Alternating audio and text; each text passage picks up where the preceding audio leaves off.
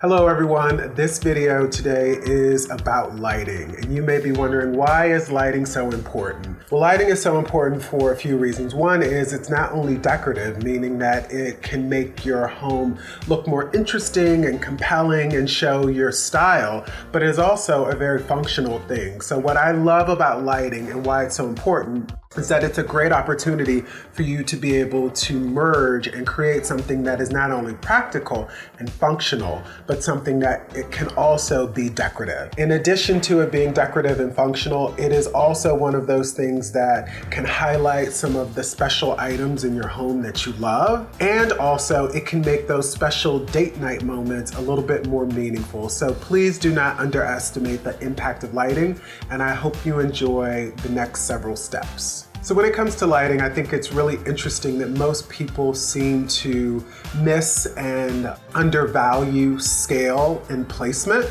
So specifically when it comes to scale, it's really about the size, how big or how small your lighting or lamps should be. And so I often say when you're in your living room, scale meaning larger is better. But when you're in your bedroom, I would say the scale of your lighting fixtures, your lamps should be smaller because it's a much more intimate space. So for me, when I think of one of the areas of focus when you're selecting lighting for your home is to don't underestimate the impact of scale and go bigger in more common spaces and go smaller and more decorative in those more intimate zones. So now that we've talked about how and why lighting is important, let's discuss the three types of lighting. And it's super simple, guys. There are just three types of lighting. The first one is ambient lighting. The second one is accent lighting. And the third and final one is task lighting. It's just that simple. Any lighting in your home can be separated and grouped into those three types of lighting. So now that you know the three types of lighting, let me give you some details on those three types of lighting. For ambient lighting, this is all about creating that mood and being able to create something that is a little more special and a little more intimate. And so you may be thinking ambient lighting is one that is maybe a table lamp, but actually ambient lighting can be candles. So you shouldn't underestimate that your lighting is only through electricity. So sometimes it's through things like candles that can create mood and create a sense of intimacy and sensuality in your environment. So let's just say that you're not a big fan of the use of candles. Well, I would recommend that you use a low wattage light bulb for your table lamps or your side table lamps to be able to create that ambient lighting environment that we've discussed. So in addition to that, you can also introduce lanterns into your home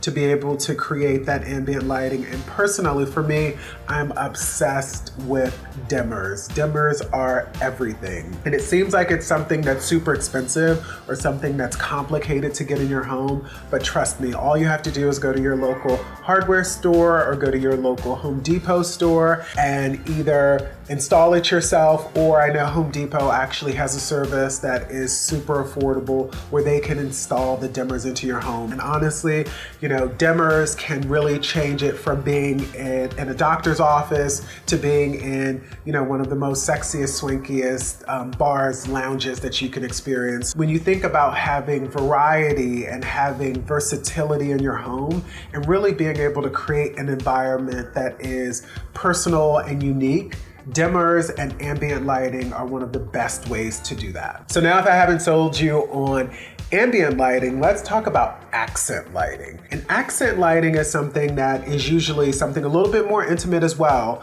but it is bright. It is bright and it is strategically placed to be able to highlight something that you feel is important in your home. So we talked about one of the previous episodes about finding something that you love, curating it and putting it on display.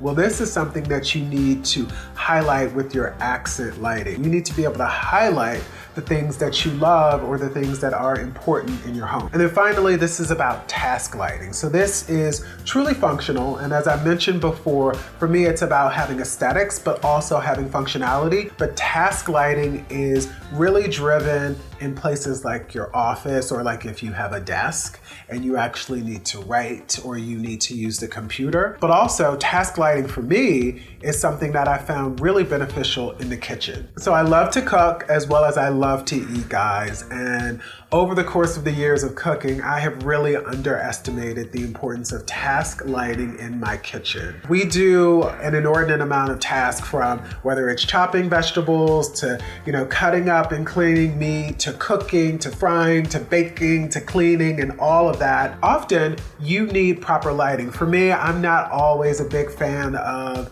larger overhead lighting in the kitchen in the evening. So for me, if I'm cooking after 7 or 8 o'clock, I don't want my kitchen or my prep station or where I'm actually cleaning to actually look like it's 10 a.m. in the morning. So for me, the task lighting that I have above my stove is actually super important. And I was fortunate enough to rent an apartment that actually has 3 different lighting levels.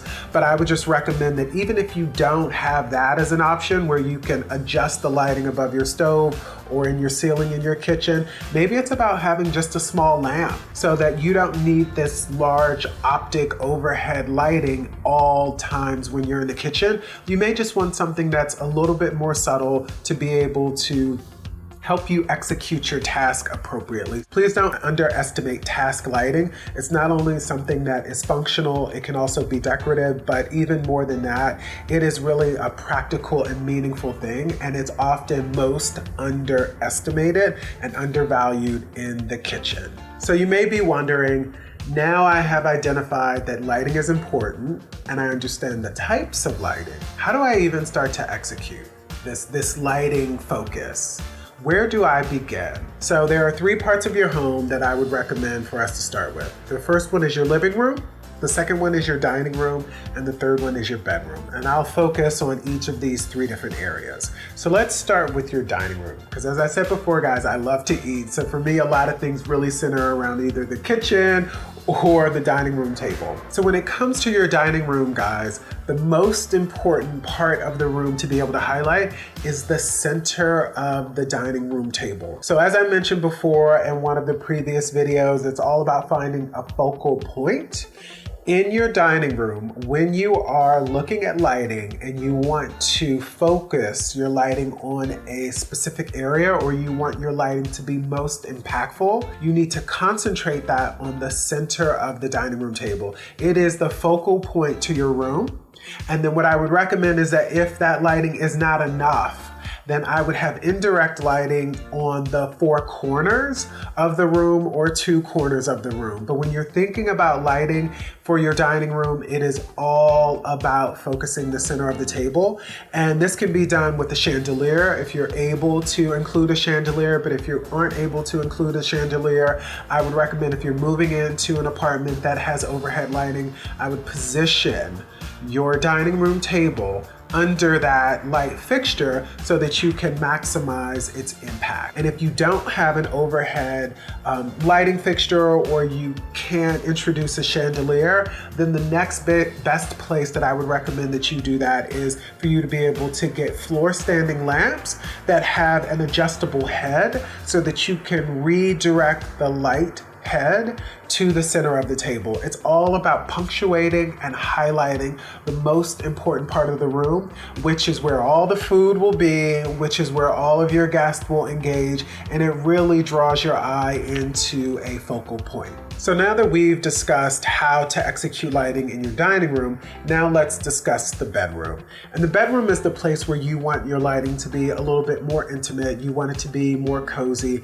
And this is where scale is really important. And I talked about this earlier, is you want to make sure that lighting in your bedroom is a smaller scale. I would highly, highly recommend that it is something that sits on either an end table or something that sits on a smaller side table. The scale and the intimacy is super important, because if you think about it, when you're laying in bed and you want to turn on the light from a functionality perspective, you don't want to reach far up or have to get out of the bed to actually turn it on, as well as you want the lighting to be a little bit more subtle and a little bit more cozy. So the lighting in your room should be easy, it should be comfortable, it should be casual, it shouldn't be something that is optic. And when I speak of lighting, I'm speaking about the scale of your actual light fixture and then also the light wattage bulb. You want it to be much more cool and much more softer than what you would want, say, in your walkway or in your living room where you need it to be much brighter. So now we're going to talk about your living room and how to actually execute lighting in your living room. And your living room is one of the most heavily trafficked areas in your home. It's also one of the areas that mostly will be used by your guests and frequented. So my recommendation on how to execute lighting in your living room is to focus on all four corners of your living room to be able to highlight and maximize the amount of illumination and light that you need. And you may be saying, okay, Eric, I don't actually have four walls. When I was living in my loft, I didn't have the luxury of having four walls to delineate my living room from my dining room to my kitchen. And so one of the tips that I use to be able to define my space for my living room, besides an area rug, was four floor standing light fixtures to corner my room. And it was a great way to be able to delineate and designate the space and create a zone that was my living room and separate it from my dining room. So when you're looking to execute and introduce light fixtures into your living space, focus on four corners. If you're intimidated by the idea of having floor fixtures that are lamps that float, then I would recommend two. And always remember, pairs are better when it comes to lighting your living room. And don't introduce table lamp fixtures. I would go big. This is a social area. It requires a lot of lighting, so grand is better for your living room. So let's talk budget, right? Because we all have a finite amount of money. And you may be saying, Eric, lighting is important. I believe you, but how do I do this on a budget? I can't really afford it.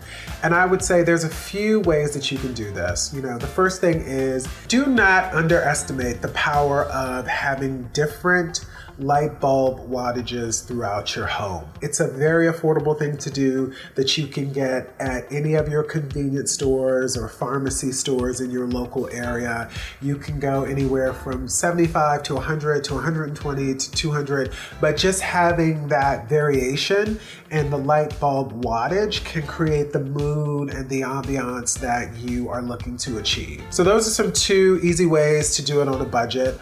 Another way that I often recommend is once you have actually invested in a floor lamp fixture or a table lamp fixture, you can always do updates every couple of years with just the shade. It's a very easy thing to do that's less expensive. It has a lower amount of commitment, meaning that you can change it out in a few months or you can change it out in a few years. And often the thing that's most expensive about these lamps is the base itself. It's never really the shade. So my recommendation is that once you've invested in the base of a lamp that you love, and I would make it more classic, so think metals or think woods versus prints and things that can get very outdated, the way that you can update it in an affordable way is to just swap out the shade. And that's something that you can find at Walmart, you can find at Target, you can even go to Pottery Barn and Pier 1. So I have a very funny story that I'd love to share with you about the importance of lighting. I had my first Valentine's Day date many years ago, but this was the first time that I had actually hosted it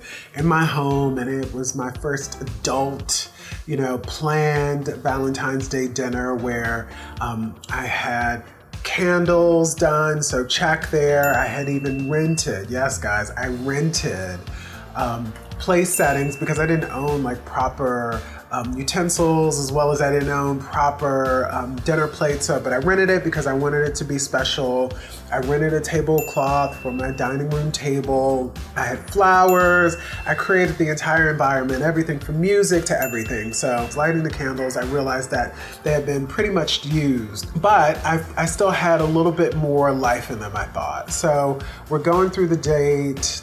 We go through the first course. Everything is great. There's a lot of laughter. I'm creating creating the moment that I wanted. And I'm proud because I've created the moment that is magical, that people always write about in books and love stories and love songs. But then the candles go out and we're in the dark. And you could think that that's a great thing, but if you're trying to eat and look at someone in their eyes, sitting in the dark is not a great thing. Well, I try to relight the candle again. It doesn't work. Try again, it doesn't work. What I didn't realize, because I didn't know much about candles, I didn't own a ton of them, was that the wick, the actual wick, had basically been completely used. So the few candles that I had, the wicks were used, and now I had two options. It's either turn on the lights, which I did, but now we're sitting in daylight. I didn't have dimmers in this apartment.